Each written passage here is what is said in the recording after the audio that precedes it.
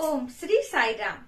परम आराध्य परम प्रेममय परम करुणामय भगवान बाबा चरण कमल कोटि कोटि प्रणति जणे आरंभ करिबा भगवान अवतार बाणी माध्यम रे भगवान आज आमको कौन संदेश देउछंती आसंतु सुनिबा।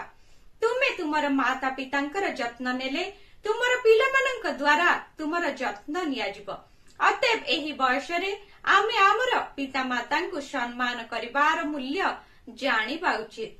मो पिलामानंकु अनेक थर कहे जे तुमर रक्त खाद्य मस्तक और मन तुम पिता मातांक द्वारा प्रदत्त होईछि। माता पिता तुमको जन्म देइथिबारु ओ बढ़ाइथिबारु तुमे भगवान का पूर्वरु मध्य सेमानंकु प्रथमे सम्मान करिबा उचित।